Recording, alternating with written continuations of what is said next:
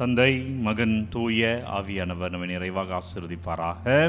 ஆமென். பிரியமானவர்களே, திங்கட்கிழமை பொது காலத்தில் இருக்கிறோம். எனவே மீண்டுமாய் பொது காலத்துக்கு வந்திருக்கிறோம். பொது காலம் 8ஆம் வாரம் திங்கட்கிழமை. பிரியமான அன்பு இறை உறவுகளை, இன்றைக்குரிய இறை வார்த்தை தருகிறேன். திருப்பாடல் 28 9வது வார்த்தை எடுத்துக்கோங்க. திருப்பாடல் 28 9. ஆண்டவரே, உம் மக்களுக்கு விடுதலை அளித்தருளும், உமது உரிமை சொத்தான அவர்களுக்கு ஆசி வழங்கும். ஆண்டவர் நினைத்தார் என்றால் நமக்கு விடுதலை தருவார். இன்றைக்கு இதை பார்த்து கொண்டிருக்கிற இந்த நிமிஷத்தில் உங்களுக்கு எதிலிருந்து விடுதலை வேணுமோ அதிலிருந்து அவர் விடுதலை தருகிறார். என்ன பிரச்சனை இந்த கணத்தில் இருக்கிறதோ அதில் அவர் விடுதலை தருகிறார். அதில் அவர் ஆசீர்வாதத்தை தருகிறார். அதிலிருந்து அவர் வழியை தருகிறார். பிரியமான அன்பு இறை உறவுகள், அதான் இறை வார்த்தை வருகிறது. ஆண்டவரே, உம் மக்களுக்கு விடுதலை அளித்தருளும், உமது உரிமை சொத்தான அவர்களுக்கு ஆசி வழங்கும். ஆண்டவருடைய சொத்து நம்ம,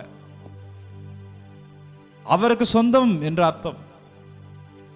எனவே அவர் சொத்தை அவர் விட்டு விடுவாரா? உங்களுக்கு ஒரு இடத்துல சொத்து இருக்கு, விட்டுருவீங்களா?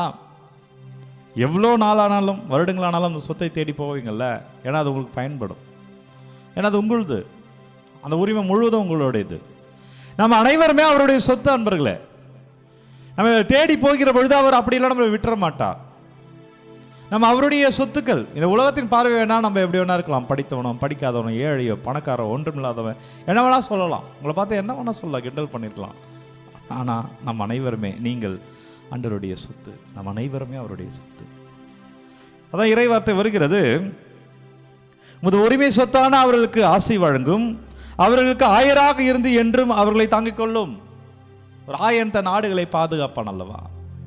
மிருகங்களிலிருந்து தன் உயிரை கொடுத்து பாதுகாப்பான் அல்லவா?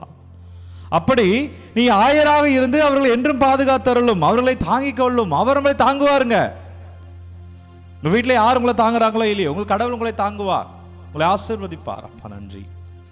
இந்த காலை ஆசீர்வாதத்துக்கு நன்றி ஆண்டவரை. ஆராதிப்போம். அப்பா நன்றி என்று சொல்வோம். இந்த காலை வேளையில் அவரை துதிப்போம் அன்பர்களே. இதோ வல்லவர், இதோ ஆண்டவர், இதோ இயேசு சாமி, இதோ நற்கருணை நாதவர், இதோ இந்த காலை வேளையில் நம்மை தொடுகிறார். அப்பா நம்மளை வழி நடத்துகிறார். அப்பா நம்மை ஆசீர்வதிக்கிறார். அப்பா கிருபையில் அபிஷேகத்தோடு வாழ்வோம். நன்றி அப்பா. நம்ம ஆராதிக்கிறோம் ஆண்டவரே.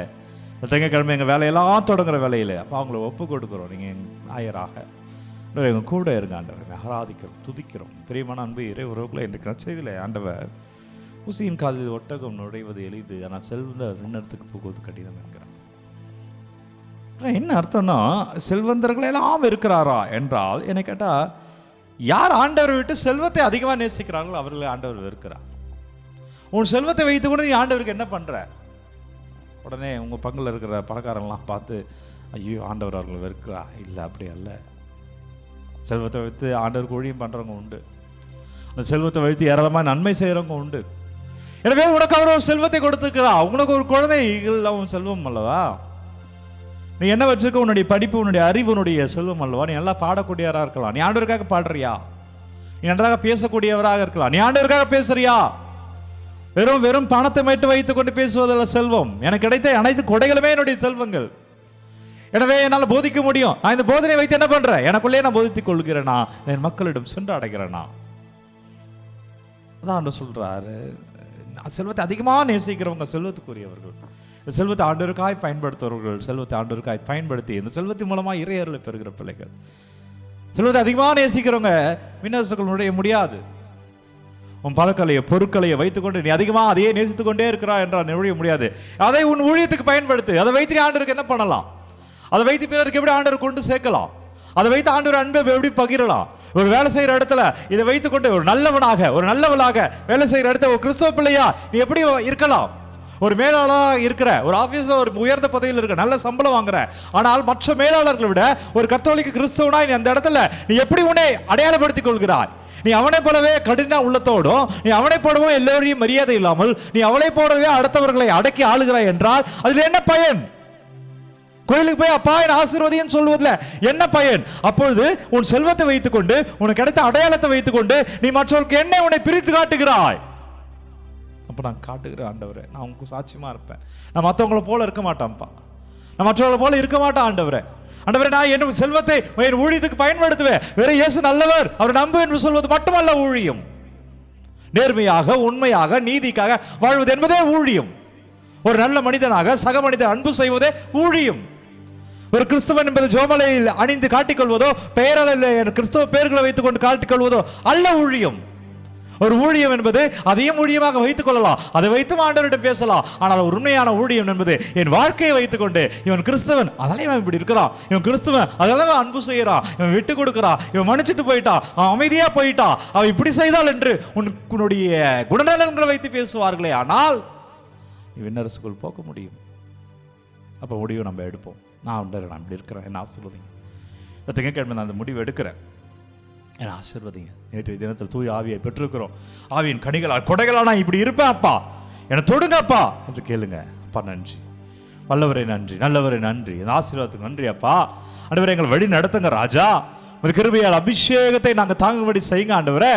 ஒவ்வொரு பிள்ளைகளை தொடுங்கப்பா, ஒவ்வொருவரையும் ஆசீர்வதிங்க ராஜா. இந்த காணொலி யாரை பார்க்க வேண்டும் வைத்திருக்கிறீரோ, இந்த ஆராதனை மூலமா யாரை தொட வேண்டும் என்று வைத்திருக்கிறீரோ, ஒவ்வொரு பிள்ளைகளும் தொடப்படுவார்களாக. அப்பா எங்களை ஆசீர்வதிங்க. இந்த காணொலிக்காக உதவுற ஒவ்வொரு பிள்ளைகளை ஆசீர்வதிங்க ஆண்டவரே. எங்களை தொடுங்க ஆண்டவரே, எங்க கூட இருங்க அப்பா. என்னெல்லாம் விண்ணப்பங்களை அனுப்புகிறாங்க பாதத்தில் வைக்கிறேன், என்னெல்லாம் கமெண்ட்டில் அனுப்புகிறாங்க பாதத்தில் வைக்கிறேன். நீங்கள் வழி நடத்துங்க, ஆசீர்வதிங்க. வல்லமையான இறைவன் நாளை உங்களை தொடுகிறார். திங்கட்கிழமை இயேசு கிறிஸ்துவின் பெயர் அபிஷேகமாக இருப்பீர்கள். உங்கள் வாழ்க்கையிலே நல்லது நடக்கும். பிரியமான இறை உறவுகளை தலை வணங்கி ஆண்டவருடைய ஆசீர்வாதத்தை பெற்றுக்கொள்வோம். எல்லாம் வல்ல இறைவன் நம்மை தந்தை, மகன், தூய ஆவியார் நம்மை நிறைவாக ஆசீர்வதிப்பாராக. இந்த நாளும் இனிய நாளே. அன்பர்களே, ஒவ்வொரு நாளும் விடிய காலை 3 மணிக்கு இந்த ஆராதனை வழங்கி கொண்டு இருக்கிறோம். யாருக்கு தேவை நினைக்கிறீங்களோ அவர்களோடு பகிர்ந்து கொள்ளுங்க. விண்ணப்பங்களை நீங்கள் கமெண்ட்டில் அனுப்புங்க. உங்களுக்காக நான் தொடர்ந்து ஜெபிக்கிறேன். பிரியமான அன்பு இறை உறவுகளை, பைபிள் கமிஷன் செக்ரட்டரியாக, இயக்குனர் தந்தையாக பொறுப்பேற்றிருக்கிறேன். பைபிளில் நீங்கள் டிப்ளமோ படிக்கணும்னா அதற்கு ஒரு வாய்ப்பு உண்டு. ஒவ்வொரு மாதமும் 2ஆம் ஞாயிற்றுக்கிழமை நமது சாந்தோமை பணி நிலையத்தில் பாஸ்டர் சென்டரில் கிளாஸ் நடக்கும்.